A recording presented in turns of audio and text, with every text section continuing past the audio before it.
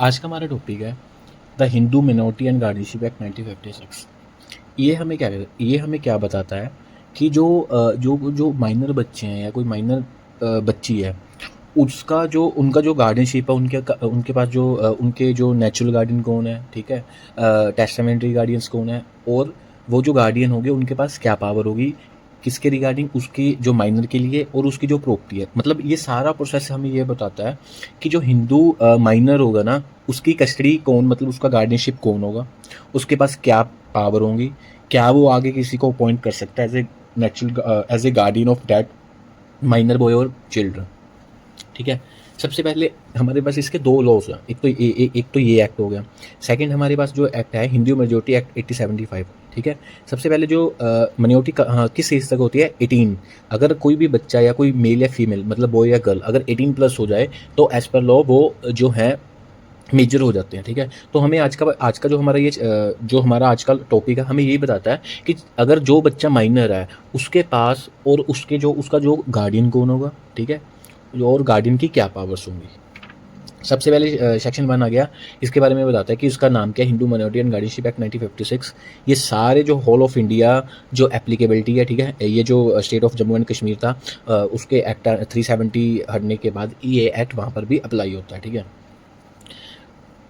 Chapter 2 आ गया, section 2 आ गया। The provision of this act shall be in addition and not save as otherwise expressly provided in derogation of the guardian and the ward act 1819। ये कहता है कि इसके अलावा, मतलब ये अलग एक्ट है, जो गार्डियन एंड वार्ड्स एक्ट है उसके प्रोविजन जैसे भी इंटैक्ट रहेंगी, ये उसके एडिशन में है। ठीक है। अब सेकंड सबसे इंपॉर्टेंट आ गया, ये किस पे अप्लाई होगा। ये जो इसका मैं आपको क्रक्स बता देता हूँ। ये कहता है कि जो कोई भी हिंदू है, हिंदू, जैन, बुद्धिज्म, सिखिज्म, ये सब पे अप्लाई होगा। बस जो किस पे अप्लाई नहीं होगा, मुस्लिम नहीं होना चाहिए, क्रिश्चियन नहीं होना चाहिए, पारसी नहीं होना चाहिए, ज्यू नहीं होना चाहिए। ठीक है।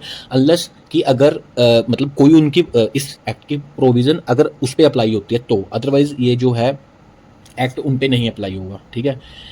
और इसकी एक्सप्लेनेशन ये है कि अगर कोई भी चाइल्ड है, चाहे लेजिटिमेट है चाहे इलेजिटिमेट है, अगर उनका कोई भी एक पेरेंट्स है, मदर या फादर सिख है या जैन है या बुद्धिज्म है, ये एक्ट उस पर अप्लाई होगा। ठीक है। अगर कोई भी चाइल्ड अगर लेजिटिमेट है, इलेजिटिमेट है, उसका अगर कोई भी उनका एक पेरेंट्स, मतलब कोई मदर या फादर सिख हैं, मतलब जैन है या हिंदू हैं या बुद्धिस्ट हैं, और उसको एज ए जो बच्चे को एज ए उनको सारा उस एटमोसफियर में वो ग्रो अप हुआ है जो इस रिलीजन को फॉलो करते हैं। ठीक है। ये उस पर अप्लाई होगा। कोई भी बंदा जो पहले कोई मुस्लिम था, बाद में वो हिंदू, जैन, बुद्धिस्ट या किसी भी ऐसे रिलीजन में कन्वर्ट हो गया, जिस पे ये एक्ट एप्लीकेबल है। ठीक है। आगे नेक्स्ट आ गया हमारा, ये था हमारी की applicability of this act. Simple ये कहता है कि अगर कोई भी बंदा, कोई हिंदू है, सिख है, बुद्धिस्ट है या जैन है, ये उस पर अप्लाई होता है। ठीक है। अगर कोई बंदा मुस्लिम है, अगर इस एक्ट की कोई प्रोविज़न अप्लाई होती है तो उस टाइम वो जो ये एक्ट उस पर अप्लाई होगा। ठीक है। अगर कोई बंदा दोबारा हिंदू धर्म में रिकन्वर्ट हुआ या कन्वर्ट हुआ, उस पर भी अप्लाई होगा ये। ठीक है। डेफिनेशन सेक्शन 4 हमें बताता है डेफिनेशन क्या है। सबसे पहले आ गया minor. Minor means a person who has not completed the age of 18 years. ठीक है। ये कहता है कि माइनर वो बच्चा है कि जो अभी तक 18 साल का कंप्लीट ना हुआ हो। Clause B, guardian mean a person having the care of the person of a minor or of his property or of both his person and property. ठीक है। And include a natural guardian, guardian appointed by the will of the minor's father or mother, a guardian appointed or declared by the court, and a provision empowered to act as such by or under any enactment relating to any courts of laws. ये कहता है guardian कौन है। Guardian सबसे पहले वो होगा जो उस बच्चे का ध्यान रखेगा और उस बच्चे की प्रॉपर्टी का ध्यान रखेगा। प्रॉपर्टी में अनडिवाइडेड शेयर नहीं है, मतलब अनडिवाइडेड जो जॉइंट फैमिली की प्रॉपर्टी है, उस पर गार्डियन का कोई जो है उसका कोई रोल नहीं होगा। गार्डियन कौन कौन हो सकता है, नेचुरल गार्डियन बच्चे के माता पिता हो गए, पेरेंट्स हो गए। Guardian appointed by the will, अगर फादर अपनी विल से किसी को अपॉइंट करता है तो उसको टेस्टामेंट्री गार्डियन कहते हैं, या मदर अपनी विल से किसी को अपॉइंट करती है तो उसको टेस्टामेंट्री कहते हैं। नेक्स्ट आ गया डिक्लेयर्ड बाय द कोर्ट। अगर कोर्ट किसी भी बंदे को, किसी भी पर्सन को जो उसका गार्डियन अपॉइंट करती है बच्चे का, ठीक है, अपॉइंटेड बाय कोर्ट आ गया। उसके बाद हो गया a person empower to act as such by or under any enactment relating to courts of, वही आ गया जो कोर्ट्स ऑफ वॉर्ड्स में अगर कोई बच्चे को किसी भी बंदे को जो कोर्ट अपॉइंट करती है एज ए गार्डियन। आगे नेक्स्ट आ गया natural guardian mean any of the guardian mention in section 6। Natural guardian का मतलब आ गया कोई भी है जो हम सेक्शन 6 में पढ़ेंगे। सेक्शन 6 में वही कहता है कि नेचुरल गार्डियन सबसे पहले उसके माता पिता ही होते हैं बच्चे के। आगे आगे सेक्शन 5 ये कहता है ओवर राइडिंग इफेक्ट की, जो इस एक्ट से पहले कोई भी जो लॉ था जो इस चीज़ को रेगुलेट करता था वो उसी टाइम से वो सीज हो जाएगा, ठीक है। अगर कोई भी उसकी provision inconsistent with this act थी वो प्रोविज़न ख़त्म कर देंगे जब से ये एक्ट एप्लीकेबल आ गया, इन्फोर्समेंट आ गई।